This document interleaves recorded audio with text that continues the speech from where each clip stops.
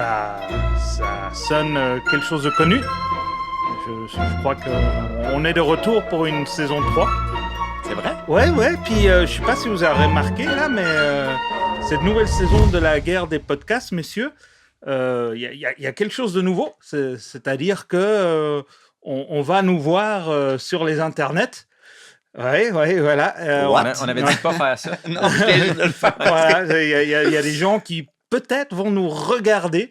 Ils vont se dire, ah ouais, je comprends pourquoi il bully Max autant avec la tête qu'il a.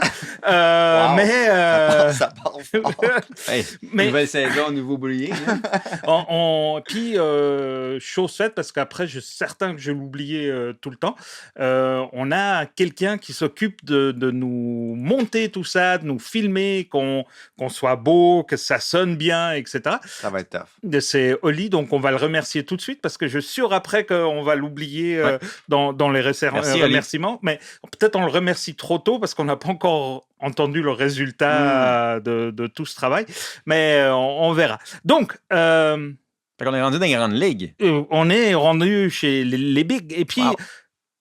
comme d'habitude, j'ai face à moi, naturellement, notre ami Alex Bernier, qui a un truc, tu savais, toi, qu'il passe beaucoup de temps à classer de manière très méthodique sa musique sur son ordinateur. Oui. C'est-à-dire qu'il y en a qui vont danser, etc. Non, Alex, lui, il classe, etc. Ça fait 12 ans que je le connais. Ah ouais, donc voilà, moi j'apprends ça dans des petits messages qu'il m'envoie de fun facts, parce que... Mais ça m'étonne pas trop derrière cette rigueur un peu germanique, là, ça fait. Et ça fait qu'on a un modèle un peu opposé de l'autre côté, monsieur Maxime Paiement, qui généralement met entre 2 ou 3 semaines à répondre à un email, mais c'est un mode de vie très spirituel qui est un peu contrasté avec celui-là Mais d'Alex. je classe mes films, par contre.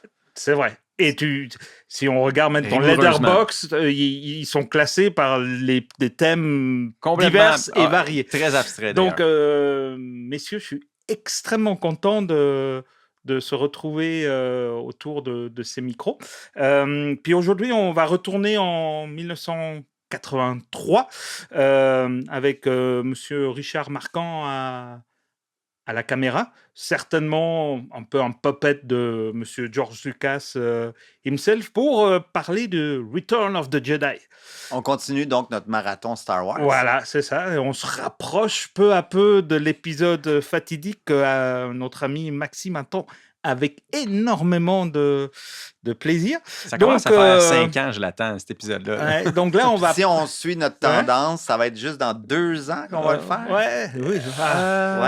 Ouais. Un par saison. Ouais. Dieu sait où on sera dans 2 ans. Peut-être en live, Mondo Vision, je sais pas quoi. Donc là, on va parler de rédemption, on va parler de petits nounours cannibales à des mœurs sexuelles un peu fétichistes. Ça, c'est canon, ça? C'est canon, les cannibales? C'est mon Parce interprétation. qu'honnêtement, les Ewoks auraient été vraiment meilleurs s'ils avaient été cannibales. Ouais. Et on parlera certainement d'une étoile de la mort 2 en construction. Donc, c'est peut-être pas juste, hein, mais on va rentrer vraiment dans ces détails. Pour moi, c'est comme le dernier film de l'âge d'innocence avant qu'on rentre dans du gros marketing, etc.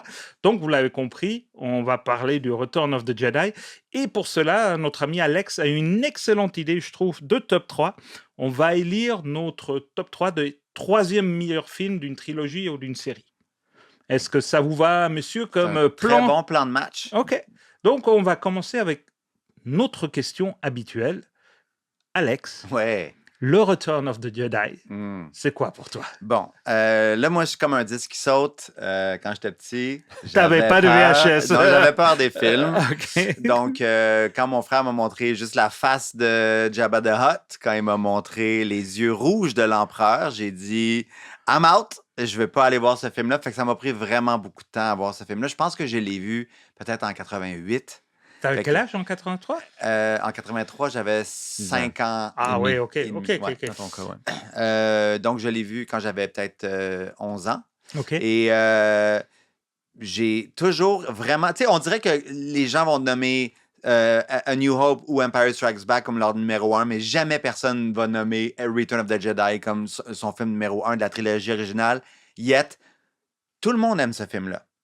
Puis c'est comme le film le plus pop... De tous les films de Star Wars, c'est le plus popcorn de tous les films qu'ils ont fait. C'est le plus Hollywood, le plus explosif, le plus aventure. Mhm. Et c'est ce qui fait qu'il est le fun à revoir, ce film-là.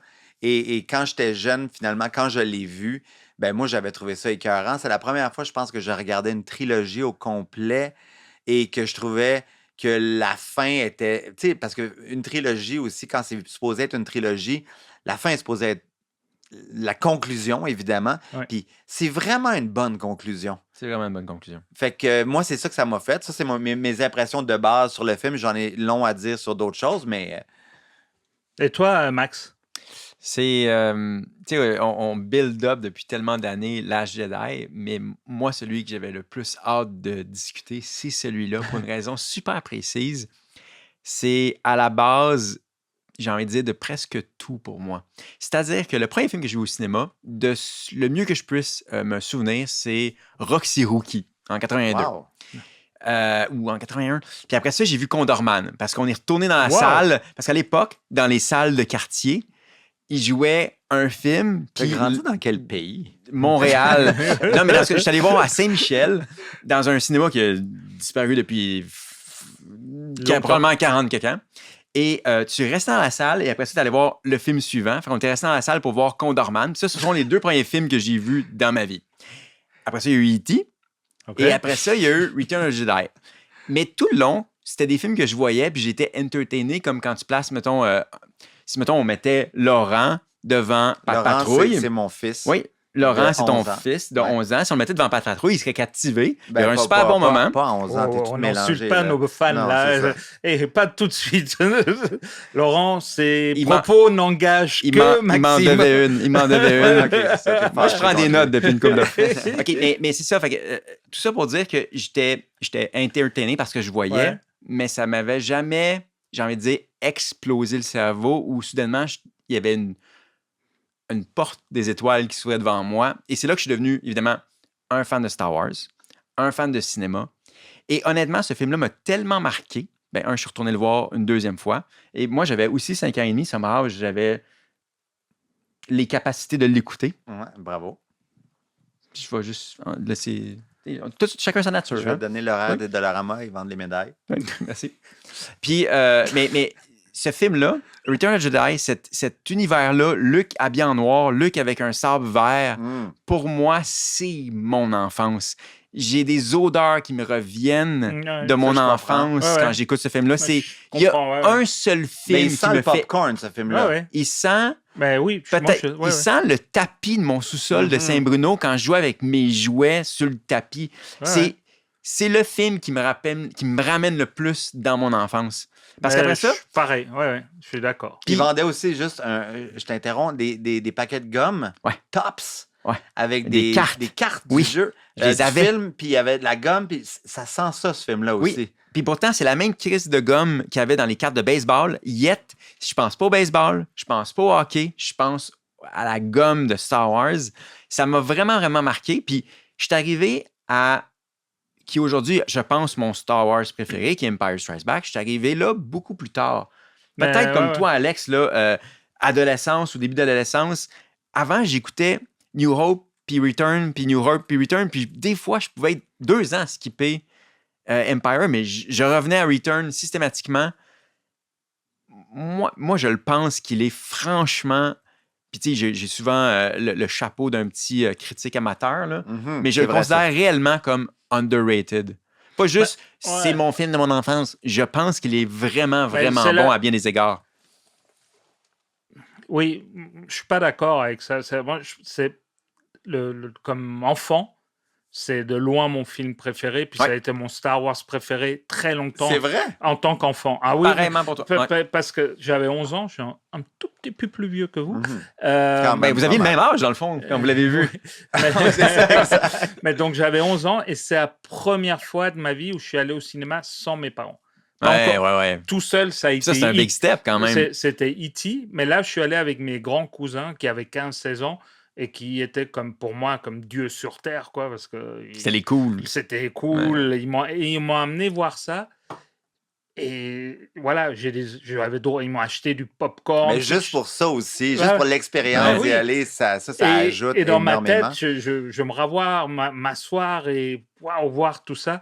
Et donc, ça m'a vraiment marqué comme enfant. Puis surtout, c'est le premier produit, et je parle vraiment produit, qui m'a suivi au-delà de la salle de cinéma. C'est-à-dire que je pouvais, mes parents pouvaient m'acheter les figurines, je pouvais jouer avec. Il y avait une continuité. Et puis, si tu voulais avoir la lunchbox, tu avais la lunchbox. Si tu voulais avoir le réveil matin, Han Solo, tu avais tout. Full-fledged merch, là, ce film-là, il était prêt. Pour celui-là, il était plus prêt. Donc, là. Et à cet âge-là, où tu as une capacité à imaginer et continuer un jeu, une histoire dans ta tête, tu avais tout à coup des accessoires qui venaient t'aider. Et ça, c'était comme c'était une drogue, quoi. Tu avais tout à coup un univers qui s'ouvrait à toi. Donc, cette émotion-là, je la perdrai jamais. Mais quand je vois ce traitement infantile qui est un peu qui est dans ce dernier épisode, appliqué à d'autres Star Wars ou des séries. On est insulté. Et on se dit, what the fuck, ça ne marche pas. Mais mettons, si Return of the Jedi sortait aujourd'hui, le ton puis les personnages, est-ce qu'on dirait c'est dégueulasse ou justement on s'attache à ce film-là à cause de la nostalgie? Mais c'est une bonne question parce que je me demande le numéro 3 de la prequel, quoi. Revenge of the Sith. Revenge of the Sith. Le plus dark de toutes les Star Wars. Mais est très aimé aussi. Les 1, 2, 3 sont beaucoup aimés par des plus jeunes générations qui ont découvert ça à l'âge où nous, on avait d'ailleurs, vous avez vu, 4, 5, 6. Il vient de ressortir au cinéma, puis c'est le plus gros box-office d'un film qui retourne au cinéma de l'histoire. Il y a un vrai hype là-dessus, donc je pense que c'est une question de quel âge tu as, comment est-ce que ça t'impacte, etc. Donc, ton Star Wars préféré, c'est celui que tu as vu à l'âge où tu étais réceptif. C'est comme ton album de musique préféré que tu as écouté à 15 ans. Mais c'est pour ça aussi que maintenant, puis on en parlera beaucoup plus dans un autre épisode, mais on capote tous sur Andor parce que je pense à tous des thèmes maintenant auxquels Parle-moi pas sur Andor. Mais voilà, donc je pense qu'il y a des très grandes qualités dans ce film, mais il y a aussi des pitfalls qui ont amené, et puis on parlera, qui ont amené, je pense, des mauvaises habitudes dans le reste de la saga et même dans comment est-ce qu'on fait du cinéma, surtout comment est-ce qu'on travaille en produit pour le profit. Autant où ce film-là, techniquement, a fait avancer le cinéma, tu as raison, je pense qu'il a fait dérailler le train Star Wars d'une certaine façon, si on veut vraiment être critique. Puis c'est là que le mal trouve sa source. Mais je pense, Garcia, ton point est ce qui draine Return vers le bas a drainé beaucoup de franchises et de suites. Les erreurs ont été reconduites. Il y a une recette dans ce film-là qui a été répétée, puis on dirait que tout ce qui est finalement moins exportable de ce qui a nuit à la trilogie, c'est souvent ce qui a continué dans le temps. C'est quand même étrange. Mais c'est quand même un film avec des extraordinaires morceaux de bravoure. Ben oui. C'est ça. Mais est-ce qu'on garde ça pour le deuxième bloc? Et je vous propose qu'on plonge tout de suite dans notre top 3. Donc, je vous le rappelle, meilleur troisième film d'une trilogie ou d'une série. Alex? Ben moi, je vais commencer avec, j'en ai parlé dans le dernier épisode de la dernière saison. Moi, c'est Indiana Jones and the Last Crusade. C'est mon Indiana Jones préféré. Je le trouve, c'est le premier que j'ai vu, mais je le trouve parfait. Moi, c'est aussi j'essaie d'être thématique. C'est 3 trois dernières films d'une trilogie, dont la fin la fin du film est vraiment bonne. Ouais. Fait que dans ce film-là, Indiana Jones Last Crusade, la chose que je préfère, la section que j'aime mieux, c'est l'acte 3. Fait que j'ai trouvé ça vraiment bon. Je trouve que ça close parfait. Même si j'ai quand même aimé le dernier, contrairement à vous, ça aurait dû se terminer à ce moment-là. C'était vraiment une fin parfaite pour Indy, qui s'en va au soleil couchant avec son père. Et d'ailleurs, cette scène-là, la scène finale, quand il quitte le palais de... aidez-moi, en Égypte. À Petra, là? À Petra, c'est ça. Et là, il y a comme un Jordanie, peu... mais... Il y a comme un mélange de... Je voulais voir si vous étiez bon, puis tu l'as eu. Bravo, Max. En Jordanie... Une autre médaille. Il y a comme un mélange de la relation avec son père qui est toujours pas réglée. Il y a de l'humour avec Marcus qui manque de se tuer sur son cheval. Puis il y a la shot au soleil couchant avec la musique de John Williams. C'est un peu une fin parfaite. What did you find, Junior? Junior? Dad? Please, what does it always mean? This Junior? That's his name. Henry Jones Jr. Like Indiana. We named the dog Indiana. You are named after the dog? Ready? Ready? Indy, Henry, follow me. I know the way.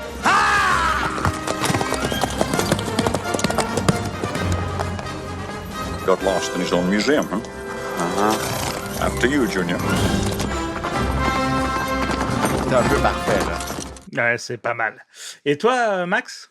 Comment j'ai construit ma liste? Je vais faire un bref aparté parce que, évidemment, souvent quand on fait ça, beaucoup de mes choix se font prendre. Puis, tu sais, on est bons joueurs. Puis Ben là, on a une nouvelle règle. Chaque épisode laisse la chance à une nouvelle personne à voter en premier. Puis, fait, tu sais, ce ne sont pas mes 3 meilleurs troisièmes films, mais j'avais quand même des choix très personnels. Et finalement, je les construis un peu comme ça. Ce non pas les meilleurs troisièmes films, parfois oui, mais aussi, ce sont souvent ceux qui m'ont le plus marqué d'une certaine façon. Et le premier, c'est Army of Darkness, le troisième film de la Dead Trilogy de Sam Raimi. Et tu sais, c'est une drôle de trilogie parce que le premier est très horreur indépendant, petit budget. Le deuxième, Evil Dead. Ouais, Evil Dead. Le deuxième Evil Dead, là, il introduit des éléments un peu plus comiques. Beaucoup, oui. C'est bien plus une comédie. C'est plus une que d'autres comédie, choses, là, ouais. mais c'est pas non plus complètement décalé. Ben, Et dans quand même, là. Oui, mais il y a encore un beau mélange de genres. Dans le troisième, c'est juste cave. C'est vraiment cave. Et il y a un truc, c'est qu'autant dans la comédie de Bruce Campbell, elle est très, genre, tu sais, Three Stooges, Busters, il y a même des hommages aux Three Stooges dans le film.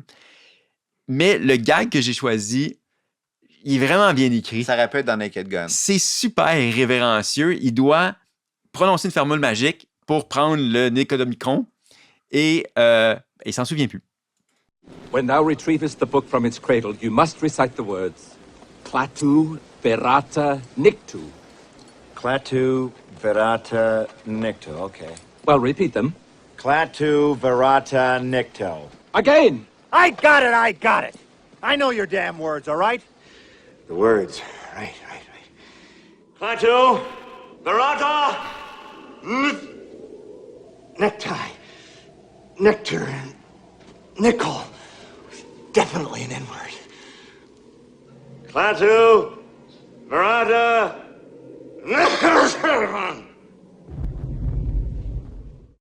Puis le regard qu'il jette au ciel en disant « Ça va? Je l'ai eu? On est good? » Il est seul avec lui-même. Il est comme, je pense que c'était bon, ça. C'est bon. Très bon. Moi, j'ai pris Logan. Ah, quel bon choix. Donc, je pense pas qu'officiellement ça fasse partie d'une trilogie, mais c'est quand même la trilogie de Wolverine. On est habitué que tu triches, pas grave. Voilà. Continue. Donc, c'est ça. Donc, on a eu le Wolverine, après X-Men Origins Wolverine, après 2 Wolverine pour Logan. C'est vraiment le troisième d'une trilogie. Voilà. 100% d'accord. Okay. Ouais. Il a plusieurs choses intéressantes. D'abord, je pense que c'est le seul Marvel qui est classé R, Ouais. parce qu'il est très violent et dark. Parce Il y a que aussi Deadpool, le mais- nouveau mais- Deadpool est- ouais, ouais. mais Mais c'est un plus autre registre. à cause de la C'est vulgarité ça. et des choses. Mais surtout, il y a cet aspect vraiment humain. Logan est ravagé par l'alcool et la culpabilité. Il s'occupe du professeur Xavier qui est presque en soins palliatifs, Ouais. fin de vie. Aide naturelle. et il a abandonné tout espoir, puis il y a cette fille qui apparaît, donc ils se sont réinvestis d'une mission de protection, et il a une mort digne d'un héros. L'extrait que j'ai choisi, je trouve très émouvant, c'est rare d'avoir ça dans un Marvel. C'est le professeur Xavier qui fait comme une confession, croyant parler à Logan, mais c'est pas Logan, c'est quelqu'un qui ressemble beaucoup à Logan et qui va le tuer. Voilà, donc c'est ça l'extrait que... Puis avant que je le parte, juste Ouais. dire, je l'ai jamais vu ce film-là parce Ouais. que vous savez mon rapport avec les films de super-héros, mais Ouais. j'ai tellement aimé cette scène-là que je l'ai écrit, je le regarde avec mes garçons. Yes! C'est vraiment un bon film. Ouais. Hey, don't wake her yet. Let her sleep another hour. You know, Logan, this was, without a doubt, the most perfect night I've had in a very long time.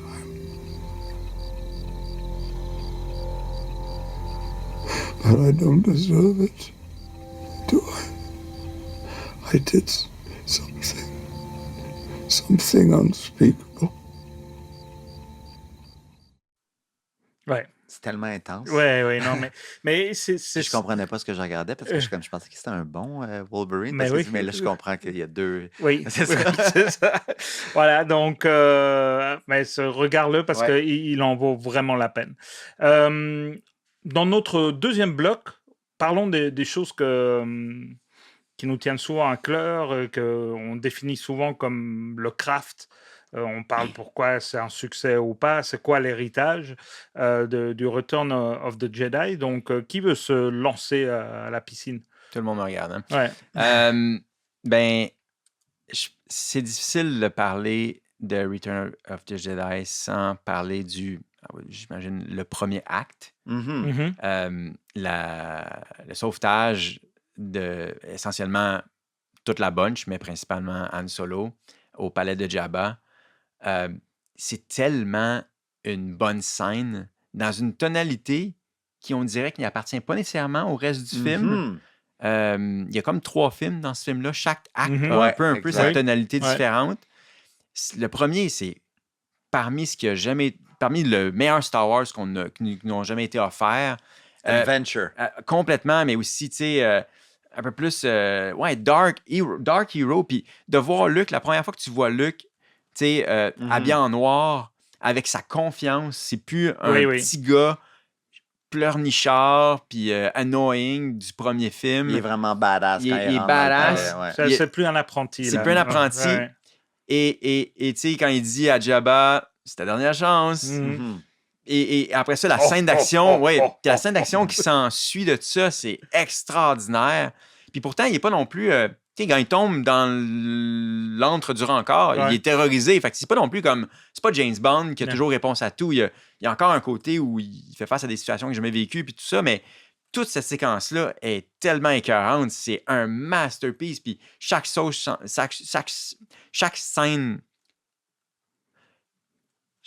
Chaque scène s'enchaîne super efficacement. Ouais. Puis honnêtement, moi, ça... Encore au cinéma, je vais m'en souvenir toute ma vie, comment je me sentais quand j'ai vu ce look-là. Comme tout le monde, c'est bien... Tu sais, pourquoi il y a autant de réactions sur l'âge Jedi, c'est pas mon look. Ben, ça, c'est pas mal le look à tout le monde. Ce look-là est bien plus le look à tout le monde que le look du premier New ou du Hope. deuxième. I was going to the Starship Station Super Power Converter. Ouais, c'est ça. Et pour toi, Alex? Ben, moi, j'embarque parce que là, le premier bloc, c'était vraiment sur la nostalgie puis l'émotion. Ouais. Puis là, si on y va plus purement là, du craft, puis c'est quoi ce film-là, c'est vraiment étrangement construit. George Lucas, il a repris les rênes de ce film-là. C'est Richard Marquand qui aurait réalisé ça, mais il paraît que c'était, comme tu as dit, c'était un peu une marionnette. Ouais. Puis Lucas, il aime pas ça écrire. Fait qu'il savait que ça finissait comme ça, mais là, après ça, on dirait que ça file plus comme une série télé dans lequel c'est comme 3 épisodes d'une série télé. Mhm. Comme le premier acte, là, tout le chase de Jabba, ça dure 40 minutes. Ça n'a pas vraiment de lien avec tout ce qui se passe dans le reste de l'histoire. On récupère les amis. Même chose pour quand Luke il s'en va revoir Yoda. ça feel comme un épisode télé, ça. Tu sais, comme Ouais. pour avoir la confirmation de l'information que que Darth Vader, c'est son père, puis que Leia, c'est sa sœur. Il y a vraiment besoin d'aller faire ce voyage-là. Puis, tu sais, tout ça, ça sert à obtenir cette information-là, puis c'est tout. On dirait que c'est le genre de scène que tu vois dans une longue série télé, mais pas dans le point culminant d'une trilogie. Ouais. Tu as le personnage de Han Solo qui est un peu en marge de tout ce qui se passe dans cette histoire-là, puis clairement, il était supposé mourir. Ben, il voulait Puis, mourir, ouais, puis c'est ça, Lucas puis était comme il a non, demandé, non. Ils l'ont gardé en vie, mais il sert un peu à rien dans le film. Les autres personnages ils ont tous plus de purpose que lui. Mais il savait, par contre, qu'il s'en allait vers cette fin-là. Puis la fin du film est vraiment, vraiment réussie. Tout l'enchaînement, à partir du moment où Luke se rend, Ouais. puis là, arrive le montage alterné de ce qui se passe sur Endor, la planète Endor, Ouais. ce qui se Il passe va dans voir l'espace, ouais. ce qui se passe sur la Death Star. Mhm. Ça, c'est une espèce de trope qu'on a retrouvé dans plein Ouais. d'autres Star Wars après, dans Mais- l'épisode 1, épisode 7, épisode 9, que c'est devenu quasiment un petit peu fatigant à la longue de toujours revoir ça. Mais dans celui-là, c'est la première fois qu'on le voyait, Je suis là, d'accord. full power. Ouais. Puis c'était vraiment cool. L'enchaînement, super dynamique de toutes ces séquences-là. Tu sais, à un moment donné, t'as comme juste quand Luke puis Darth Vader décident de se battre. Là, tu vois juste les deux sabres devant la face de l'empereur. La scène à cote dans l'espace. Là, tu te dis, tu sais, it's Oui. action, baby. Là. C'est Mais- vraiment cool comment c'est monté. Mais tout ce troisième acte-là, on dirait que ça prend du temps avant de se rendre là. Puis à partir d'une fois du moment qu'on est rendu, là, ça devient vraiment du cinéma. Mais j'ai juste l'impression que c'est un peu laborieux pour Mais, se rendre là. Puis moi, je pense une des legacies, c'est la fin d'une série de films à grand spectacle. Mhm. Si on regarde, comme tu dis, ça pète de partout, ça bouge à gauche et à droite. On retrouve ça dans Harry Potter, le 7.2. Deathly Hallows, là, ouais. On retrouve ça dans Endgame aussi. Tout à coup, ils ont mis vraiment la table pour avoir des fins grandioses. Autant grande que tout petite. Ouais, Entre ouais, les ouais. personnages importants, mais t'as aussi la Grande Guerre en même temps. Là. Après, je pense, à ça, il faut ajouter, malgré 1983, les effets spéciaux sont Ah, incroyables. c'est les meilleurs de la trilogie C'est- originale.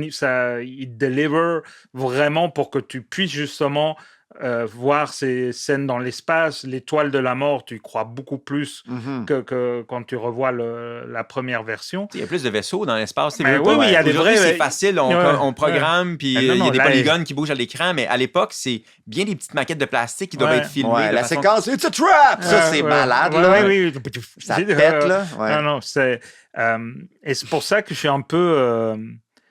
le bémol que j'ai, moi, c'est que on fait tout ce build-up, puis cette espèce de happy ending où tout se finit bien, etc. Pour moi, c'est comme un... Ah ouais, hein? Ouais, c'est-à-dire que... Attends, tu niaisais-tu la toune ou tu niaisais juste le moment qui est pas earned? Non, je faisais comme un... Ok, un point, point, point, Voilà, point. ouais, c'est Ok. ça. C'est une dyslexie musicale, ça arrive au meilleur. Ok. Mais encore une fois, l'enfant, Garci, quand il l'a vu, c'était la fin parfaite. Mhm. Maintenant, peut-être endolori par le parcours long et difficile de la vie, je m'attends à quelque chose de plus, d'un peu plus trash, quoi. Dernière chose que j'aimerais ajouter, moi, c'est la première fois aussi que je voyais dans un film où souvent tu as des bons et des méchants, d'une manière très blanc ou noir, Mhm. que là, tout à coup, Darth Vader Ouais. est un humain et qui souffre. Ça, à l'écran, ça m'avait frappé. C'est-à-dire qu'au début, je me disais, mais non, c'est un salaud. Et ça, c'est vraiment quelque chose que je trouve certainement fait avant, mais dans ces types de films de production, c'est la première fois que moi, je le voyais. En Je tout cas. sais pas si des arcs de rédemption, de même, il y en avait eu plusieurs avant, mais celui-là, quand tu le regardes puis tu le vois pour la première fois, puis le moment, pas le moment dans les Special Edition, mais le moment dans la cote va y revenir. originale, On va y revenir. quand l'empereur est en train d'achever Luke avec ses éclairs, Ouais. puis là, t'as juste Darth Vader, t'as des shots de lui, ça avance sur son casque, puis à un moment donné, il fait juste se retourner. il regarde Luke à nouveau, il se retourne à nouveau vers... Toute cette séquence-là, puis là, il grab, là, tu fais comme « Yes! » Ouais. Là, c'est tellement l'affaire la cathartique, plus... ouais. C'est tellement réussi. Puis l'enchaînement après, « Let me look at you with my own eyes Ouais. quand il brûle son armure. Tout ça, là, c'est vraiment un bel C'est enchaînement. Là. c'est très, très beau, ça. Ouais. Puis c'est drôle parce que vous avez dit toutes des affaires qui m'ont vraiment allumé. Pour moi, il y a beaucoup de choses qui ont été introduites dans ce film-là. Puis tu sais, on va rendre crédit au monteur. Il n'y avait pas des millions de cas de figure dans l'histoire du cinéma où ce qu'on montait plusieurs batailles en 3 places différentes comme ça. Si tu n'as pas vu le blueprint puis tu n'en as pas vu 3 films comme ça, c'est pas nécessairement évident quand tu l'inventes. déroches. Là. Ouais. Tu sais, on a tous Ouais. déroché dans nos vies, puis là, tu es là, OK, comment j'assemble ça pour que ça soit C'est sûr qu'il y a cohérent? une version où ils ont tout fait les C'est sûr. Ewoks, ils ont tout fait l'espace, puis là, à la fin, ils ont minglé les deux. Quand est-ce que tu passes d'un... Puis évidemment, j'ai de la misère des fois à replacer ce film-là dans son contexte parce qu'à nouveau, j'ai parlé de l'importance qu'il a eu dans mon parcours cinématographique. Moi, ça a été mon introduction à tout ce que vous avez discuté. Ce genre de séquence d'action, ce genre d'acte de rédemption, moi, c'est ma première fois. Fait que j'ai de la misère quand je vois, mettons, un film des années 60 où peut-être il va y avoir un arc de rédemption similaire. Jamais je vais le remarquer de la même façon que j'ai remarqué Darth Vader, parce que Darth Vader, en plus, a été maintes fois voté le plus gros vilain de l'histoire du cinéma. Ben, pour que ce soit ce personnage-là qui a un arc de rédemption aussi franchement bien ficelé, surtout en toute subtilité dans sa version originale, alors d'essayer d'introduire un no. Non, c'est pas ça. Non, dans ce cas-ci, Non, je sais, c'est No! Mais c'est pour faire écho à atroce. l'autre Ouais, c'est atroce. horrible décision dans un autre film. En tout cas, anyway, on va y revenir. Je les ai jamais vus, moi, Les Special Edition, les special je Ben, suis c'est pas vrai. fier de toi. Non. C'est pas Et vrai. je veux prendre un 5 tantôt pour en parler parce que... Il y a quand même des affaires cool. Non, Return Ah, of the non, Jedi, non, c'est il y le a plus des affaires massacré. cool. Ah, ok, ouais. non, on peut en parler tantôt. Ouais. On va non, c'est Ok. vraiment le plus massacré. OK. Versus Empire. J'adore, ça finit de même la conversation. Ok, ciao tout le monde. Merci de nous avoir écoutés. Like, subscribe. Smash that like button. Mais bref, pour conclure, pourtant, tu sais, même le deuxième acte, on sent que c'est le plus faible. Tu sais, je pense, on peut Les tous entendre. Ewoks. Les Parlons-en Ewoks. un peu, là. Mais les speed bikes, Ouais. Ah ouais. wow! Ça, c'était Ça, mon jouet les préféré quand Ben j'étais oui, jeune. oui, là. oui, oui. Non, puis c'est même plus tard, parce que je suis quand même resté geek Jusque là. jusqu'à là. Tout de suite. Mais Ouais. je me rappelle quand je faisais du jeu de rôle, on avait un ami qui avait créé tout un univers de science-fiction qui s'appelait Tigre Volant. Super bon nom. Ok. Ouais, donc, Écœurant, branding. Stéphane, si tu Rebel nous Mood, écoutes, Tigre Volant. bonjour. Et mon personnage haï de tous, qui s'appelait Ned Lucas, avait une speed bike. Nice. Et c'était comme... Voilà, c'est la chose la plus cool, je pense, des gadgets pour moi d'un univers Star Wars. Quand je jouais avec le Luke habillé en noir, qui venait avec son sabre Ouais. vert et son pistolet, qui Ouais. d'ailleurs avait une belle shape, le pistolet du Luke en noir. Puis je le mettais sur un des speed bikes. J'enlevais le petit bonhomme blanc, là, puis là, je mettais le Luke dessus. Là. C'était littéralement mon jouet préféré. Là. Ouais. Non, S'il y a des auditeurs un peu casual qui sont en train de nous écouter, ils se sont dit ah non, ça c'est pas pour moi ce podcast. Là, c'est trop. C'est trop. Mais il y en a au moins un dans Bunch qui est en train de jouer avec son jouet. Puis comme, piou, piou, Yes. piou, Ben piou. oui, je suis Mais d'accord. donc, on parlait des Ewoks. C'est intéressant parce que moi, de ceux que j'ai lus Ouais. et entendus, de mes conversations avec Georges quand il m'invite Orange, c'est qu'au début, il voulait aller sur la planète De Chewbacca. Ouais. de Chewbacca, Kashyyyk. des Wookiees, Ouais. etc. Mais que budget-wise, c'était pas possible. Donc, ils ont décidé de faire Ouais. des mini-Wookiees Mhm. qui ont donné les Ewoks, qui, pour moi, sont pas loin de rentrer en compétition avec Jar Jar Binks. T'as eu ça, là. Ah, complètement. Moi, il me dérange. Moi, je sais pas, il me dérange pas tant que ça, les Ewoks. En tant qu'enfant, je Ouais. les adorais. Ouais, aussi, mais même en tant qu'adulte, ça Ouais. fait aucun sens qu'ils décident, qu'ils conquièrent l'Empire.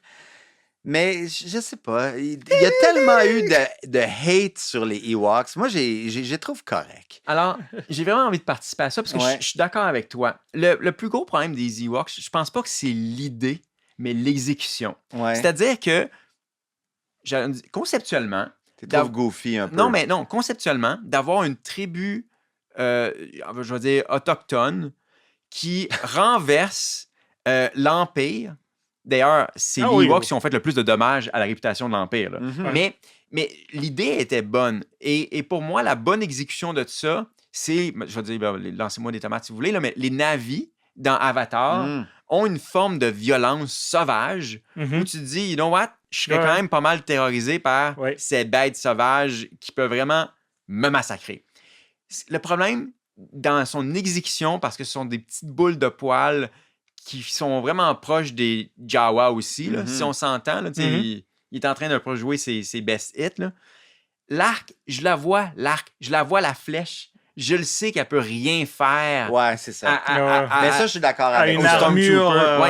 Mais la façon qu'il se déplace, tu dis ça se peut pas. Ça se peut pas qu'il soit agile pour contre un Stormtrooper. Juste un. C'est ça, surtout qu'à nouveau, je vais revenir, puis je l'ai cité souvent dans l'histoire de ce podcast-là, mais quand on nous introduit aux troupes de choc de l'Empire, on a dit seules les troupes de choc de l'Empire peuvent faire un tel carton. Moi, j'ai pris ça comme du cash, puis dans ce film-là, c'est pas ce que je vois. Non. Par contre, ce que j'aime, c'est qu'à partir du moment où il y a ils renversent la vapeur, puis ils reprennent le dessus, après ça, ce que j'ai envie de dire, les booby traps ou les déclenchements de le côté pièges. A-Team ou MacGyver de la chose. Honnêtement, rendu là, là, j'y crois qu'ils peuvent massacrer. Oui. Avec les deux trucs de bois. Particulièrement les bio qui... honnêtement, c'est violent. Là, mais là, parce que là, t'amènes un bon point. C'est bien un côté plus guérilla d'une population locale. Un côté plus Kevin McAllister. Là. Qui connaît son environnement, qui s'attaque à l'étranger envahisseur. Quoi. Et je pense que sa vraie version, ce que j'aurais voulu qu'il raconte, puis je pense que Lucas, à ton point, tu as raison. Rendu là, il voulait vendre de la merch puis plaire aux enfants. Tu as 100% raison, Garcia. Je pense que si, jusqu'à temps que les rebelles renversent la vapeur, si ça avait été un massacre de Ewok, et éventuellement, ils commencent à activer leur espèce de piège de la mort, puis là, j'y aurais cru. On dirait que le rapport de force aurait été logique, mais de les voir au début à pas savoir conduire, puis ils volent, c'est goofy. Puis quand j'étais jeune, je trouvais ça hilarant, puis c'était ma chose préférée au monde. Mais c'est quand tu vieillis, t'es comme un peu quand Anakin, il fait oups, puis il détruit, là, tu fais comme arrête. Je sais pas, je suis moins là. C'est l'adulte en moi. Mais à ton point, ça me dérange pas. Puis je pense qu'il y a beaucoup de monde qui vont critiquer ou plus communément dire chier sur Return, en grande partie à cause du côté bébé, enfant des Ewoks. Moi, il me gosse pas tant, mais ça, c'est peut-être purement nostalgique, puis j'ai de la misère à le remettre en contexte. À choisir, je les garde, moi. OK. Mais si ça avait été les Wookiees, j'aurais vraiment été intéressé par ce film-là aussi. C'est ça. Est-ce qu'on passerait à notre bloc au top 3, numéro 2? Je vais me lancer, moi. C'est un film que j'affectionne énormément, qui est Lady Vengeance, de notre ami Chang-wook, donc qui avait fait Old Boy et avant Sympathy for Mr. Vengeance. Donc c'est une trilogie sur une thématique, donc on ne retrouve pas les mêmes personnages, etc., mais c'est une trilogie sur le thème de la vengeance, comme le nom l'indique. Je pensais avec Old Boy que j'avais vu le summum de choses bizarres et malséantes,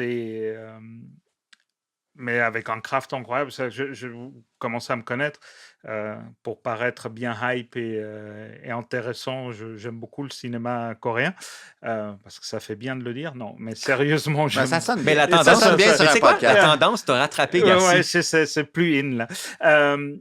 Mais j'ai vraiment beaucoup d'amour pour ce type de craft, pour ce storytelling.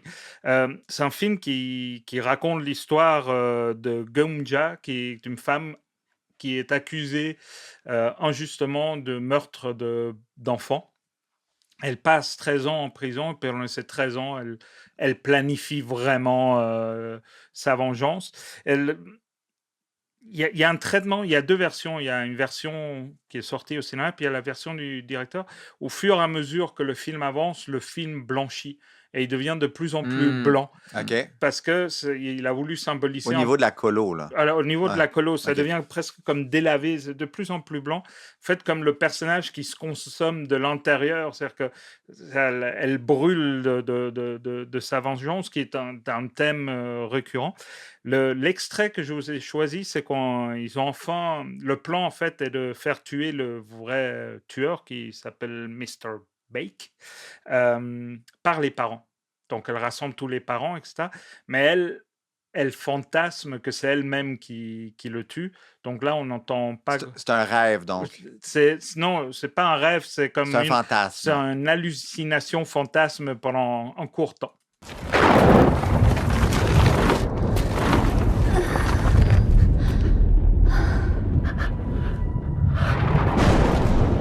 안녕히 가세요.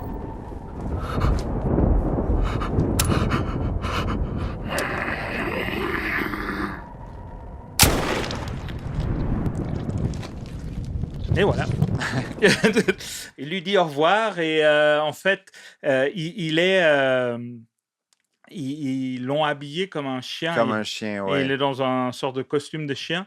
Donc elle, dans ce moment-là, c'est elle qui le tue dans son fantasme parce que c'est comme ça qu'elle voudrait vraiment assouvir son désir de vengeance. Mais après, c'est les parents, en fait, chacun va lui donner un coup de couteau. C'est Donc, le punch du film, ça? Ouais, c'est spoiler all-in, là. Alex, tu vas Non, pas non, non, nous c'est faire... correct, c'est correct. C'est correct, c'est parfait. Donc, je rappelle, chers auditeurs, qu'il y a plein de spoilers dans notre podcast. C'est vrai.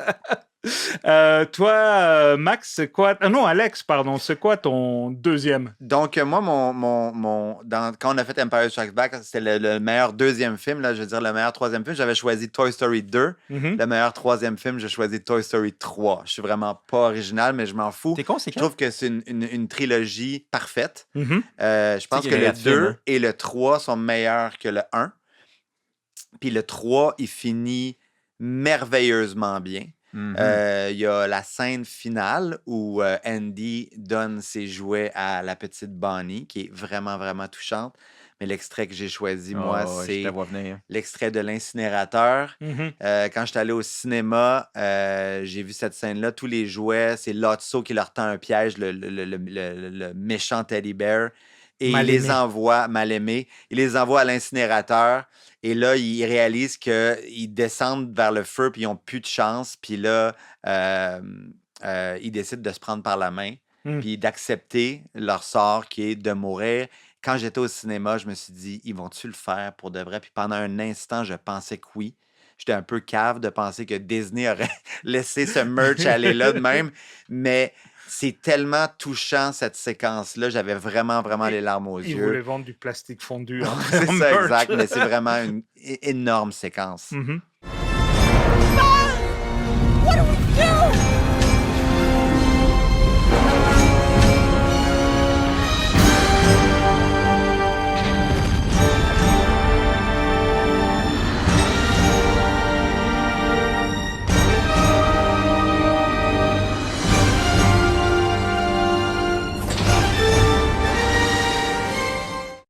Mais ton sentiment était vraiment partagé. Parce que ça a été la même expérience pour moi. Puis je te dirais, pas mal tous les gens dans la salle, tu le sentais dans l'air. Ouais, ouais, Que, ouais. Absolument, c'est des tropes de cinéma, ça. Tu Mhm. sais, Ils vont puis s'en sortir. Ouais. Puis là, je pense que tout le monde a eu quand même l'espace Un d'un petit doute, instant, ouais. le doute. Ouais, ouais. Oh shit! Et ça, c'est de l'exécution pure Ouais. et dure. Là. Mais C'est- comment ils ont réussi à nous faire croire pendant un instant que ça allait se passer dans Toy Story? C'était impossible. c'est de la ça mise en arrive. scène pure. Mais c'était tellement, mais c'est parce que c'est tellement des films comme un peu existentialistes Ouais. là, par rapport à la vie, puis par rapport à grandir, vieillir, Mourir. mourir, Mm. que là, à un moment donné, tu te dis, ils vont peut-être avoir ces Ouais. bases-là. Fait que Ouais. c'était vraiment. Puis tout le monde pleurait dans le cinéma. là. Ah Ça, ouais, c'était- c'était- Et toi, Max?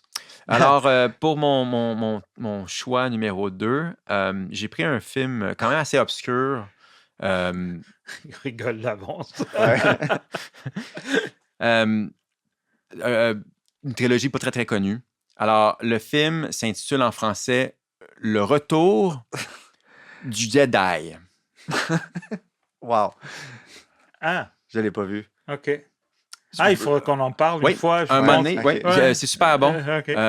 Honnêtement, 3 actes, incroyable. Ok, Ouais. ok. Le deuxième un peu moyen, mais Ok. honnêtement, le début, la fin, Ok. Fait qu'on met un extrait? ouais, celui du premier acte. Hein. 3PO, you tell that slimy piece of worm-ridden filth he'll get no such pleasure from us, right? Jabba, this is your last chance.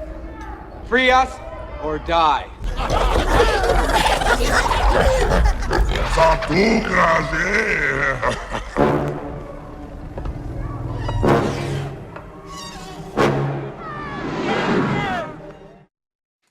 Oh, ok. Mais on en parlera peut-être. Ouais, à un moment donné, on fera un épisode On là-dessus. fera Ouais. un petit spécial là-dessus. Mais revenons donc sur un autre film qui a le même nom d'ailleurs. C'est Ben, marrant.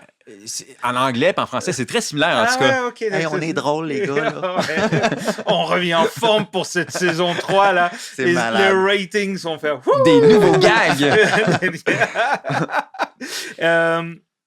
Question vraiment importante. Est-ce que Star Wars aurait dû mourir en 1983? Est-ce qu'ils auraient dû fermer et dire OK, that's it, quitter avec une belle référence?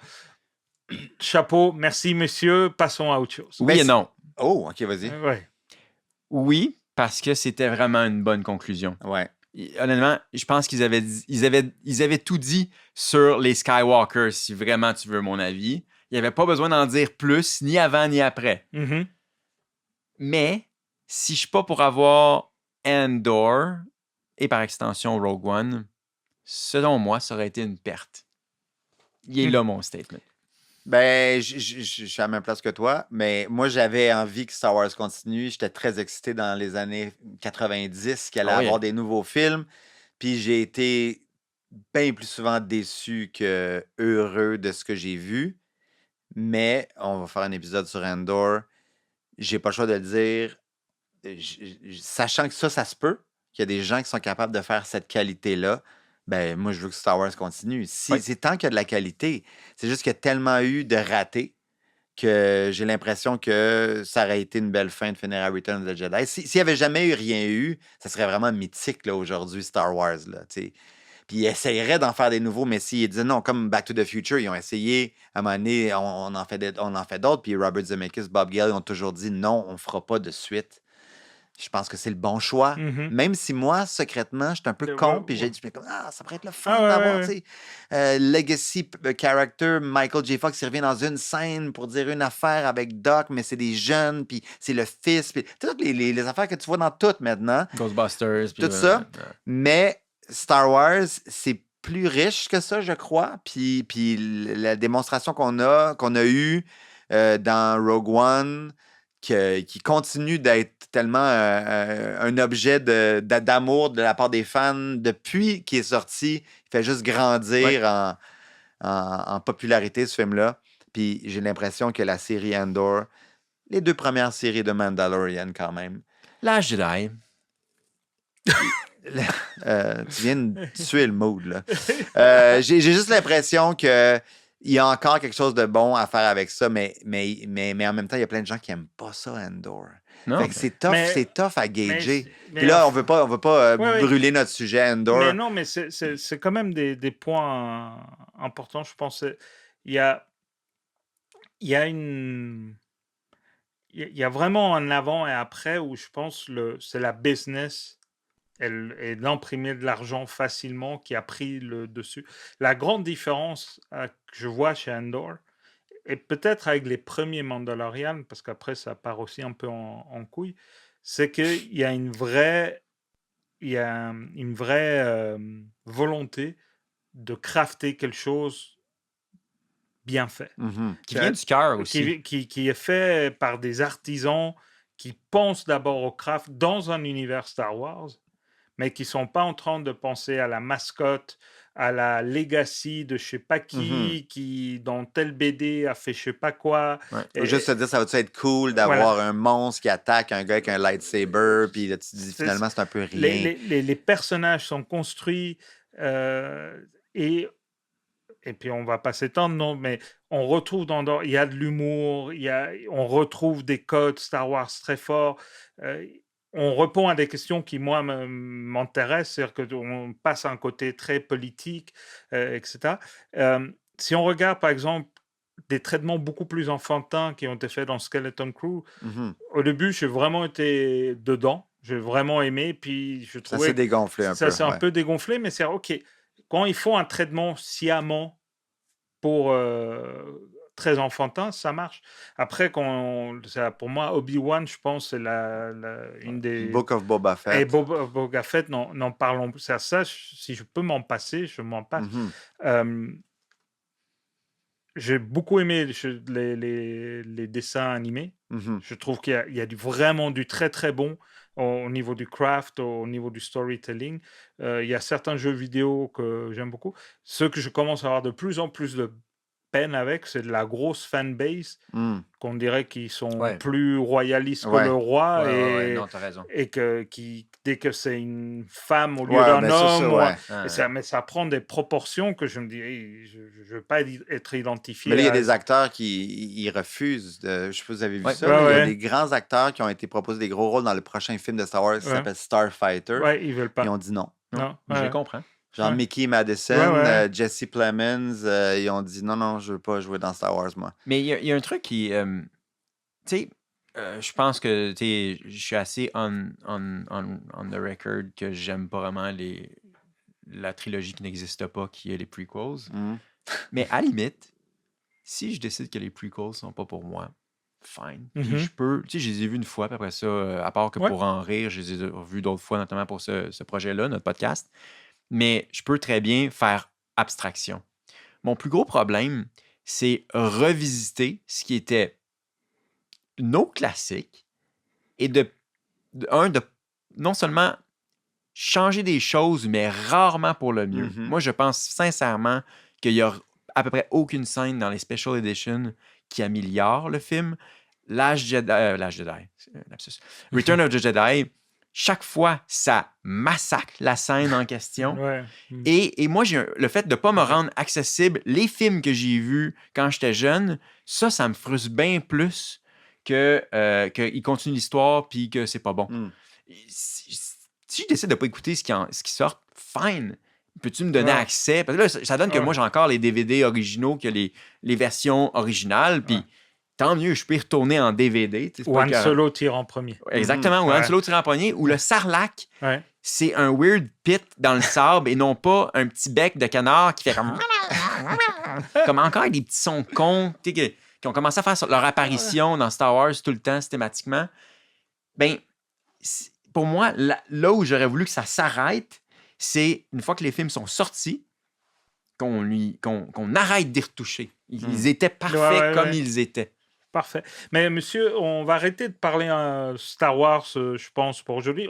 Cette saison, on reparlera Andorre, puis la saison prochaine, on va commencer la The Force Awakens. Ouais, oui, on va parler de tout ça.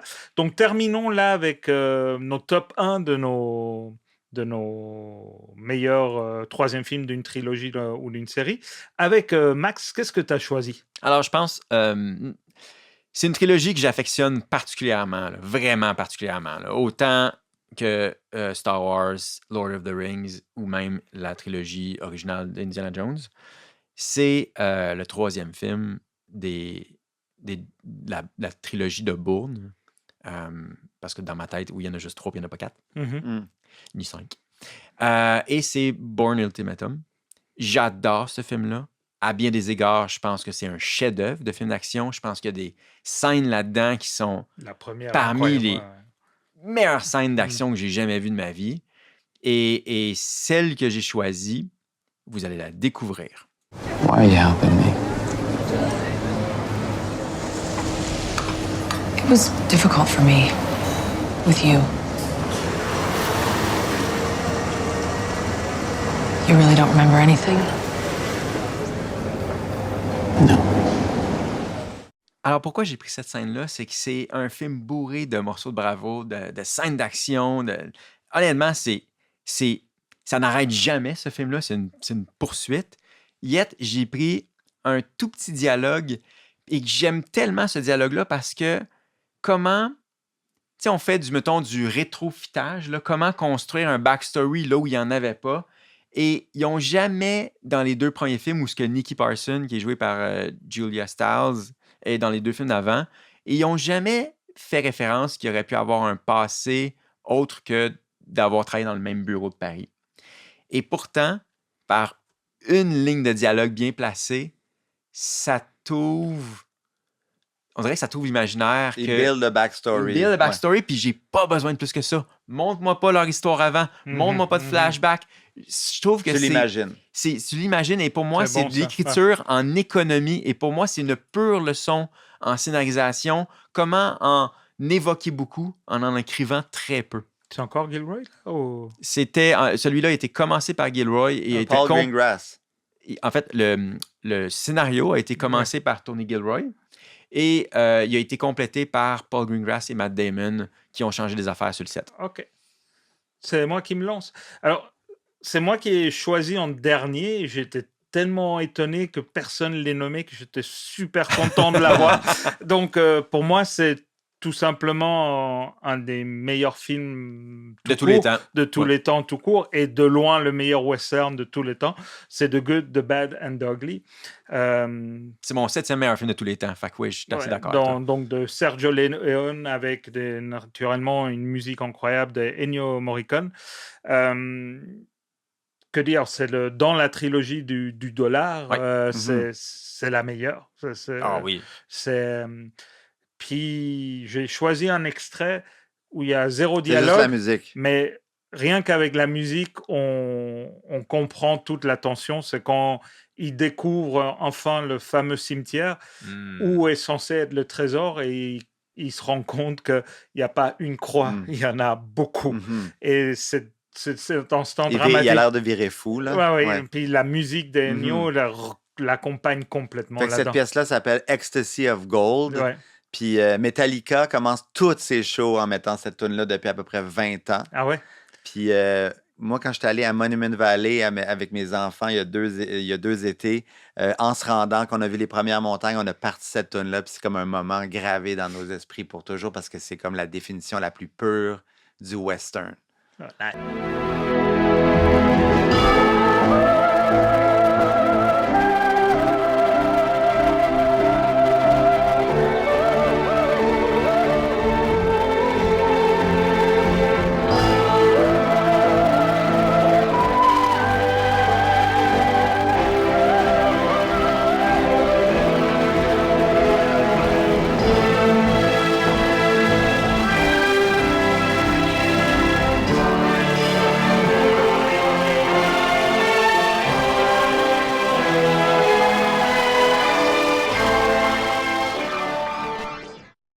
C'est le film qui a inventé les prequels. Ah, parce que celui-là, il se passe avant. Ouais. Ah oui? Ouais, voilà. Si vous ne l'avez pas vu... Mais j'ai vu For a Few Dollar More. Tu l'as jamais vu? Tu l'as jamais vu? J'ai jamais vu. Mais non, mais il y en a beaucoup comme ça. Je comprends, là, mais ton gag, il est drôle. Là, mais ça commence à être gênant. T'as étudié en cinéma? Je sais. Ah, OK. Genre, c'est dans le corpus. Je sais. T'étais-tu à tes cours? Oui, ils l'ont même passé. Je pense que je suis Ils pas sont allé à ce endormis. cours-là. Ça se peut. Bon, c'est quoi ton numéro? Moi, c'est pas original, mais il faut pas que je me mente à moi-même. Moi, c'est Return of the King. Fait que c'est mon préféré des 3 films de Peter Jackson, de Lord of the Rings. On en a parlé. C'est mon préféré. Ah. Et je pensais que tu allais mettre le 3e de Hobbit. Ce film-là a 12 fins, on le sait, on s'en souvient. Oui. J'ai choisi la fin que je préfère, c'est-à-dire quand il dit « You bow to no one ». Puis là, la caméra monte dans le ciel, puis tout le monde s'est mis à genoux devant les hobbits, puis on voit la map. Puis le film aurait pu finir là, mais même dans le livre, c'est zéro fini. Fait qu'il a un peu respecté le livre. Il a même enlevé des affaires qui se passent après dans le livre. Je pense que pour les fans, il a bien fait de continuer l'histoire. C'est un peu étrange comment c'est construit la fin, mais tout de même, moi, j'en suis venu à les aimer, ces fins-là. Mais celle-là, c'est mon moment préféré dans toutes ces fins-là. My friends.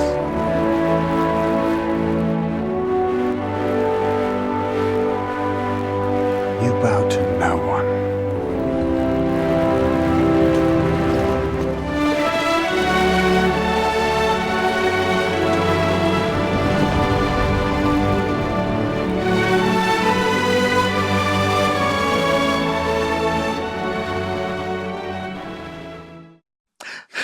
séquence émotion. Est-ce que pour cette saison 3, on aurait des questions du public? Je sais pas. Je sais pas, Voulez-vous que je regarde? c'est toi qui as la boîte mail. OK, je vais regarder. OK. Peut-être. Salut, je m'appelle Laurent, j'ai 11 ans. J'ai une question à vous poser sur Return of the Jedi. Est-ce que Yoda, il meurt à cause que Luke vient le voir? Parce que si Luke serait resté un peu plus longtemps dans la prison de Jabba, est-ce que Yoda serait mort tout seul ou il est mort à cause que Luke était là?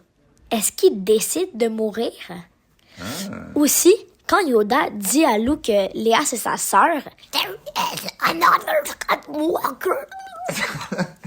Il meurt directement. Est-ce qu'il meurt à cause de l'information ou c'est comme... Wow, c'est plein de questions Genre, existentielles. pourquoi Yoda meurt? C'est ça, là, c'est Mais ça. moi, j'ai toujours cru qu'il décide de mourir. Il décide de mourir parce qu'il va être plus fort. Puis sa dernière mission, c'était de dire cette vérité-là à Luke. Ouais. Fait qu'il aurait attendu. Il y a un superbe mime qui court sur Internet ou qui meurt parce que...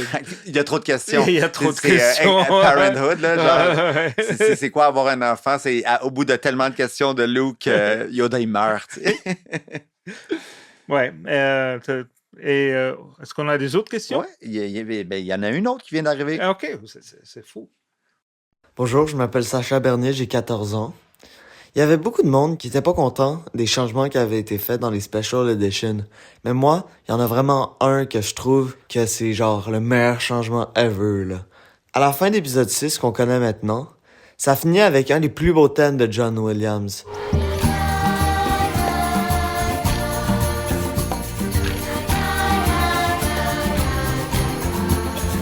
Mais avant, dans l'édition originale, là, je comprends pas comment ils ont décidé de finir cette belle trilogie avec la chanson de merde qui s'appelle Yob Nob. Non, on s'attaque pas à Job Nut. Elle est géniale, cette chanson.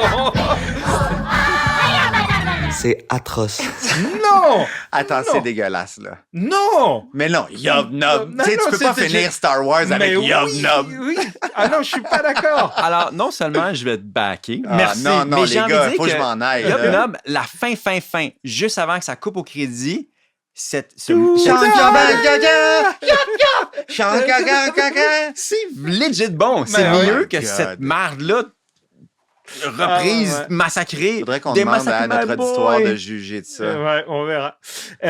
Messieurs, dernière petite chose peut-être, c'est on garde cette tradition, c'est une réco que vous faites de quelque chose que vous aimez, vous regardez, vous écoutez en ce moment, que vous aimeriez partager. Le défi en moins d'une minute. Un nouveau podcast que j'ai découvert grâce à notre amie Camille Sainte-Marie s'appelle What Went Wrong. Deux animateurs qui travaillent dans le monde du cinéma qui racontent la production désastreuse de certains films à succès ou à échec. J'ai commencé à écouter celui de Wizard of Oz. C'est débile, cette histoire-là. Puis des fois, j'ai l'impression que je connaissais ces histoires-là, mais non, vraiment pas tant que ça. J'ai écouté celui-là sur Waterworld, sur Showgirls. C'est vraiment, vraiment drôle, super bien documenté.